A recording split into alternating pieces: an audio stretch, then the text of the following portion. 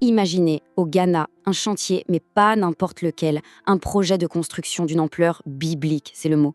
Ça suscite autant la fascination que les moqueries, et ce, partout dans le monde. Alors on va décortiquer ensemble cette histoire qui est, disons-le, complètement folle.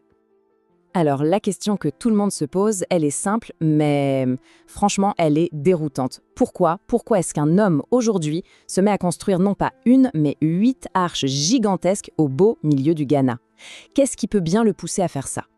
Eh bien, l'homme derrière tout ça, c'est lui, Ebonois. Il se présente comme un prophète des temps modernes. Il affirme être en pleine mission divine. Une mission qui, faut bien le dire, dépasse un peu l'imagination. D'accord, mais pourquoi un projet aussi fou? D'où ça sort? Eh bien, tout part d'une prophétie. Une prophétie de Noël. Ebonois dit avoir reçu un message divin. Et pas n'importe quel message, l'annonce de la fin du monde. Rien que ça. Et attention, on ne parle pas d'une petite barque, ni même d'une seule arche. Non, on parle de 8 arches gigantesques qui sont en train d'être construites en ce moment même. Des structures monumentales qui sortent de terre, et on raconte que le chantier, lui, ne dort jamais. Ça tourne jour et nuit. Et évidemment, il y a une date butoir, un véritable compte à rebours est lancé. Parce que, d'après la prophétie, le monde, eh bien, il a une date d'expiration. Et c'est pour très bientôt, le 25 décembre 2025.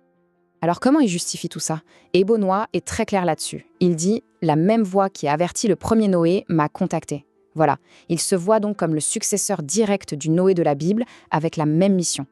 Et la mission, c'est quoi? C'est simple, c'est limpide. C'est de sauver l'humanité, la sauver d'un deuxième grand déluge qui, selon lui, est sur le point d'arriver. Alors là, accrochez-vous. Quand on lui demande combien de personnes il compte sauver, les chiffres sont juste hallucinants. Il prétend qu'une seule de ces arches pourrait accueillir des millions de gens. Évidemment, tout le monde se demande, mais comment c'est possible? La logistique, la nourriture, l'eau. Sa réponse, elle est toujours la même. La foi suffit. Bon, évidemment, avec une histoire pareille, ça n'a pas manqué, c'est devenu complètement viral sur Internet. Et ça a créé une fracture, mais alors une fracture nette dans l'opinion. D'un côté, la moquerie. De l'autre, la foi. Sur les réseaux sociaux, c'est un festival de blagues. Les gens s'en donnent à cœur joie. On trouve des demandes très sérieuses comme « Est-ce qu'il y aura le Wi-Fi sur l'arche ?» Et la clim, on y a pensé? Ou encore « J'espère qu'il y aura assez de prises pour recharger nos téléphones ?» Bref, on tourne tout ça en dérision. C'est vraiment ça la division. D'un côté, il y a les sceptiques, qui sont très clairs. Pour eux, le type est un illuminé, il est complètement délirant. Et puis de l'autre, il y a les croyants. Et ils sont des centaines de milliers à le suivre en ligne, à débattre. Pour eux, ce n'est pas un fou, c'est un visionnaire. Mais attention, l'histoire ne s'arrête pas à des likes et des commentaires. Loin de là. Parce que pour certains, cette prophétie, ce n'est pas une blague. C'est du très, très sérieux, au point de passer à l'action dans le monde réel. Et c'est là que ça devient vraiment incroyable. Pendant que la plupart des gens se moquent derrière leur clavier, d'autres sont en train de réserver des billets d'avion. Direction, le Ghana.